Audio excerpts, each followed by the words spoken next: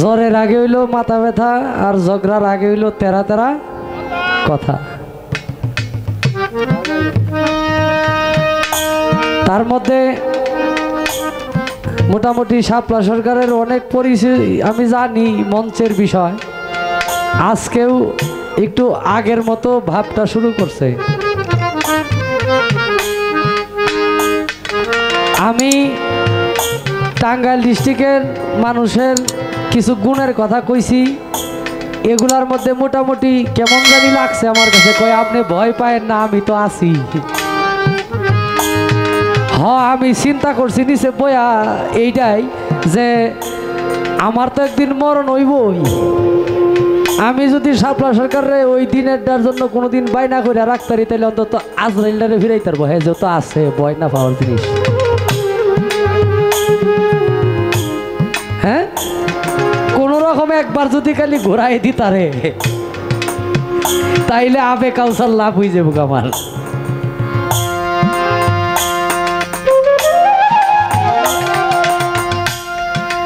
তারপরে গান একটা গাইছে, আমি এক নাচের পুতুল একা একা নাচি না, যেমনি নাচাও তেমনি নাচি, না নাচিলে বাঁচি না। প্রথম কইছে আমি এক নাচের পুতুল একা একা নাচি না। আবার এই এই গানের আয়াতের যে তৃতীয় আয়াতে কি কয়, না নাচিলে বলে হ্যাঁ বাঁচে না। তাহলে হ্যাঁ স্বীকার করছে না, তাহলে হ্যাঁ না নাচলে বাঁচে না। তাহলে তার এখানে তার ইচ্ছা শক্তির একটা বিষয় আছে। কি কইছে যে আমি না নাচি, যেমনি নাচাও তেমনি নাচি, না নাচিলে আমি বাঁচি না। তাহলে এনে তার ইচ্ছা শক্তি। দেখেন, আপনার এই পেশটা আমি ধরতাম না, কারণ কইল যে আপনার কিছু করার নেই, আপনারই সব কিছু করার, আপনারই সব কিছু করার। এই কারণেই তো বিচার হবে। আপনার উপরে ইচ্ছা শক্তি জ্ঞান শক্তি আল্লাহ দিয়া দিছে। গানে বলছে ইচ্ছা জ্ঞান দুইটি প্লেয়ার, অন্যান্যকে করে হায়ার, খেলাতে করেছে এন্টার অতি জুড়ে যারে, চৈতন্য লেফারি হইয়া অফসাইড ফাউল ধরে, খেলায় কেবা হারে কেবা জিতে, তার বিচার করে মিঠারে সিনগা মানুষ।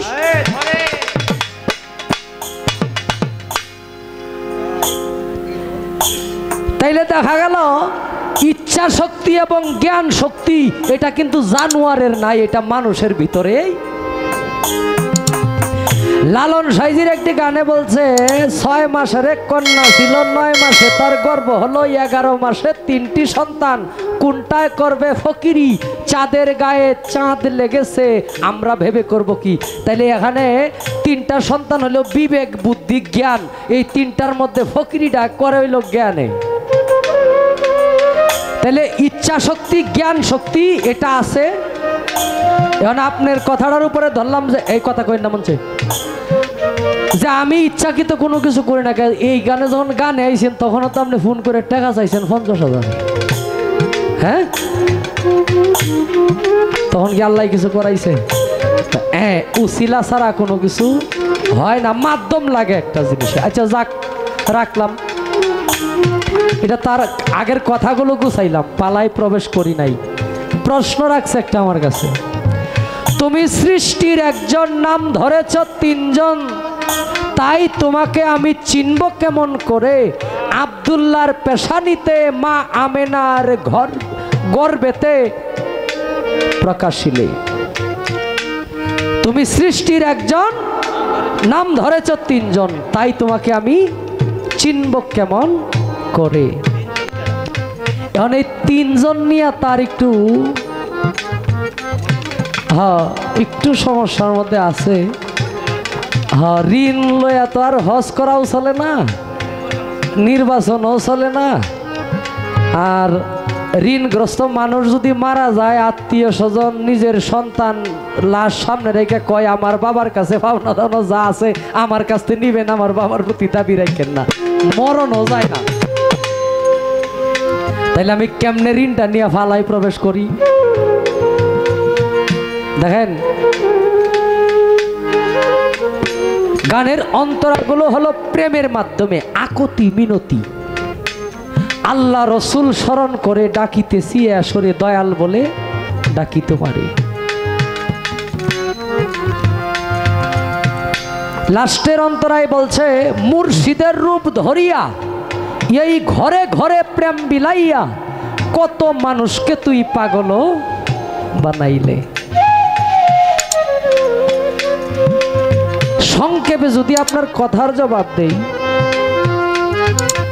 আওয়ালে আহাদ দুয়মে আহমদ তিয়মে মোহাম্মদ, এটা তিন ব্যাখ্যা। সংহার সৃষ্টিকর্তা, সংহারকর্তা, পালনকর্তা আরেকটা জবাব, এবং তিন আল্লাহ রাসূল আদম, এই তিনের ঘরের মধ্যেই একটা দম। এখানে যদি বিস্তারিত আলোচনা করি পালাটা থেকে একটু সময়টা শর্ট হয়ে যাবে। আর আমি কিন্তু আগে থেকেই একটা অ্যানাউন্স আমার কানে আসছে, গান একটু বেশি হবে, কথা একটু কম হবে, এই হইল বিষয়। এই কারণে এই বন্দনাটা আমি একটু ছোটো করেই করছি। যাই হোক, আমি পালায় প্রবেশ করব, একটা গান করি আগে।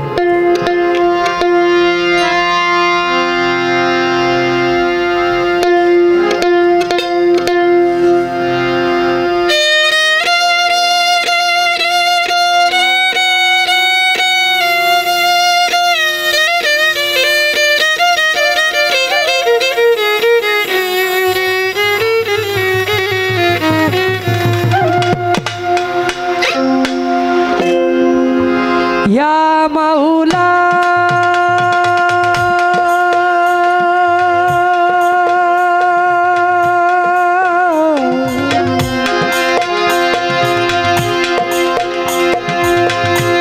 या मौला मौला जी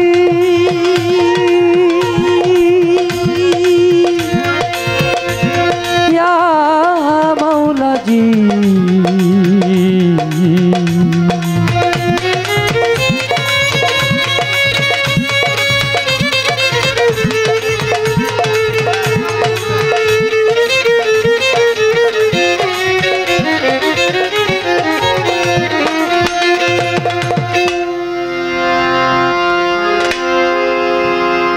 বয়সের তাগিদে মানে গরম মঞ্চ বাজায় তো, যার কারণে ভাবটা ধইরা রাখতে পারি না, বারবার ছুটিয়া যায়।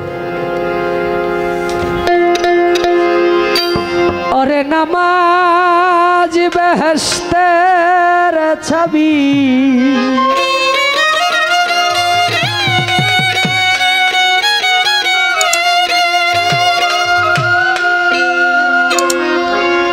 ও মুসলমান নামাজ বেহেশতের ছবি,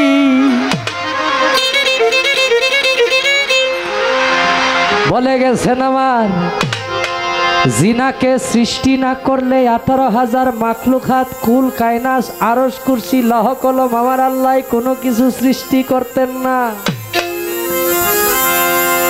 যিনি উম্মতের কান্ডারি, কাল হাসরের দিন শেষ বিচার ঠেকার বেলায় যিনি সুপারিশ না করলে আপনি আমি পার হইতে পারবো না। জিনার নামের উপরে দুরুদ পড়েন স্বয়ং আমার সাই রাব্বানা, বলছেন আমার দিনের রাসূল আল্লাহ, ইয়া রাসূল আল্লাহ, ইয়া হাবিবাল্লাহ।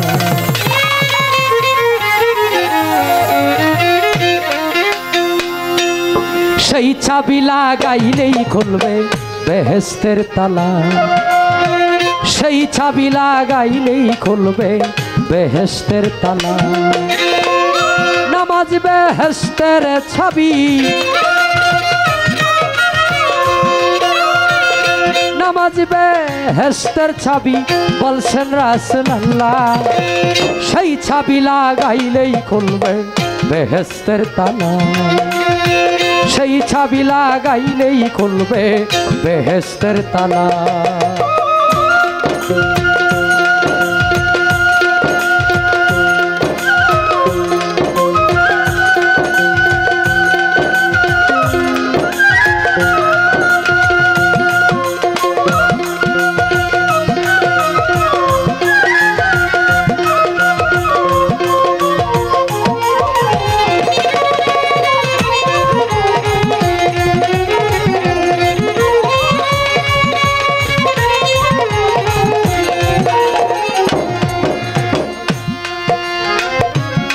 মুয়াজ্জেমে মধুর সুরে দিতেছে আজান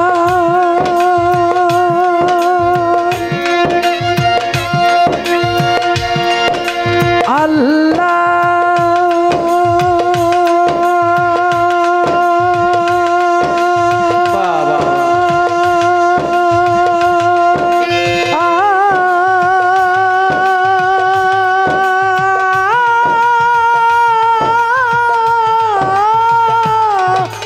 আকবার দলে দলে মসজিদে যা মুমিন মুসলমান রে মুমিন মুসলমান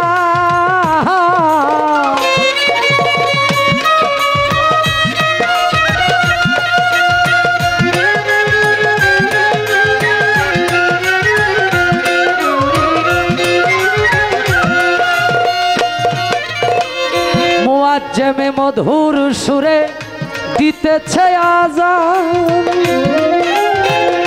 দলে দলে মসজিদে যায় মুমিন মুসলমান তোমার প্রেমের সাবান দিয়া খোলো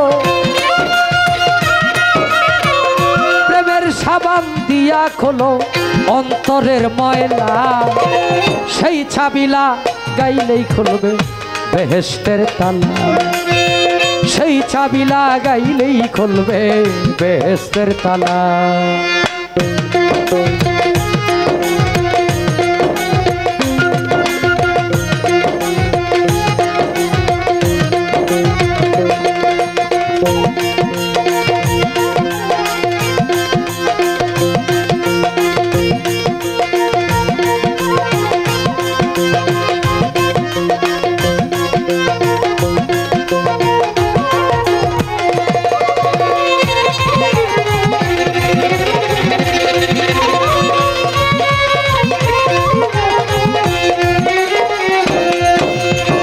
সেই বেহেশত আছে তোমার এই না দুনিয়া ভক্তি দিয়া পর গিয়া মা জননীর পা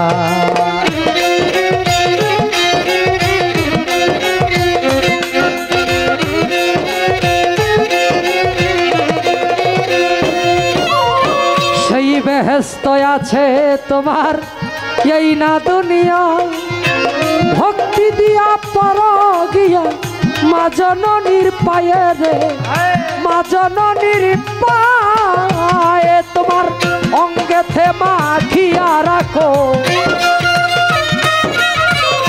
অঙ্গেতে মাখিয়া রাখো চরণের ধোলা সেই চাবিলা গাইলে খুলবে বেহেশতের তালা সেই চাবিলা গাইলেই খুলবে বেহেশতের তালা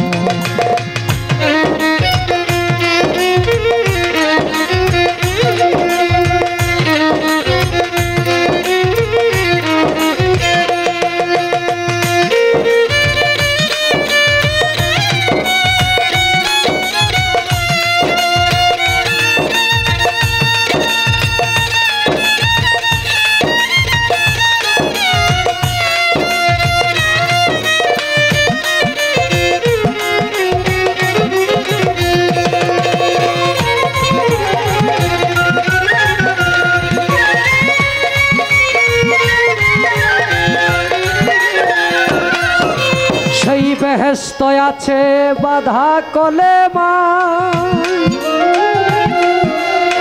নামাজ রোজা হজ যাকাত করে লাও আদায় রে করে লাও আদায়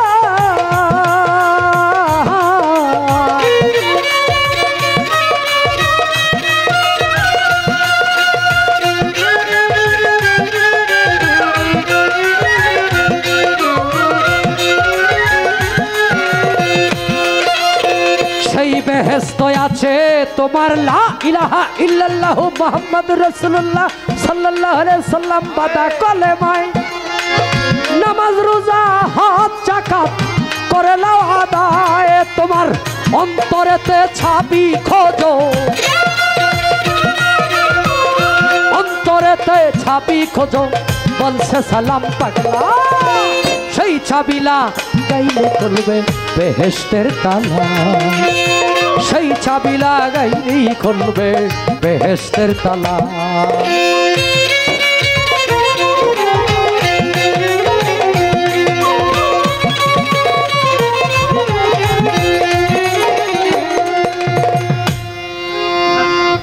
শরীয়ত মারিফত শুরু হয়ে গেল গানের পাল্লা, সঠিক জায়গা থেকে কথা বলার চেষ্টা করিব, আপনারা বসে করিবেন আল্লাহ আল্লাহ। আমি যার সাথে আজকের পাল্লা করিব শাপলা সরকার নাম,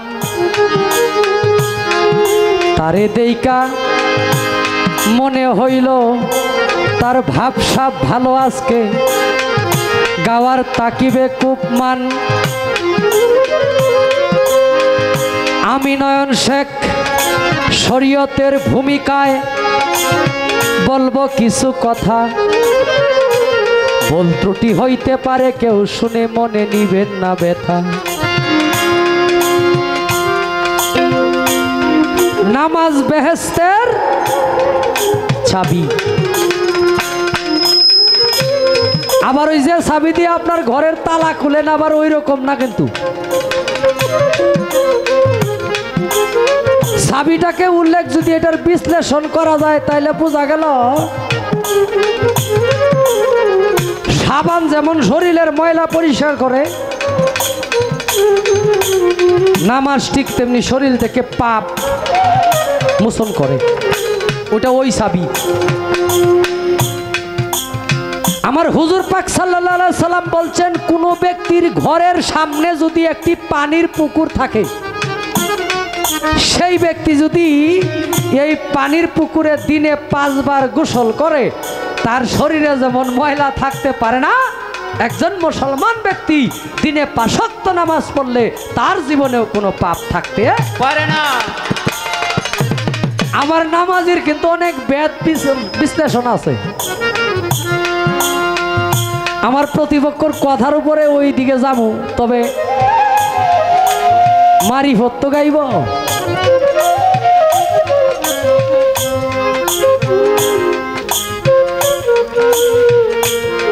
কথা যত কমের কথা বলছে, আমি একটা প্রশ্নই করি। প্রথম একটা,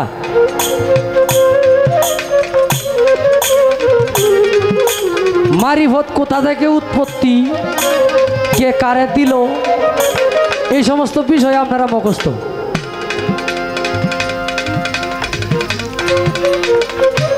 আচ্ছা,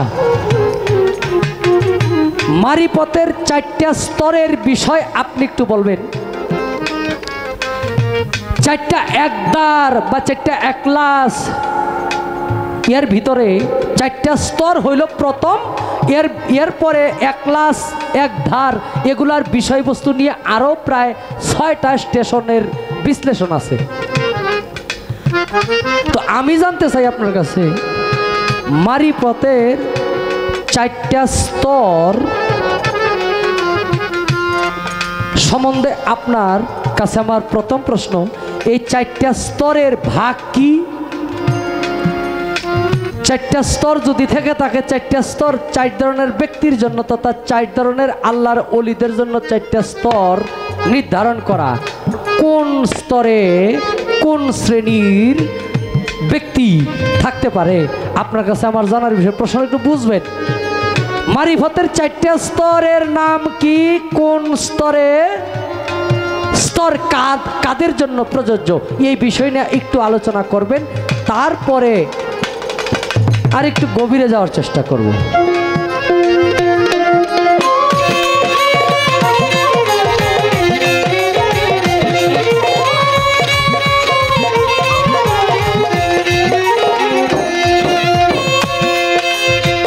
মুআজ্জমে মধুর সুরে দিতেছে আযান, ইয়া রাসূলুল্লাহ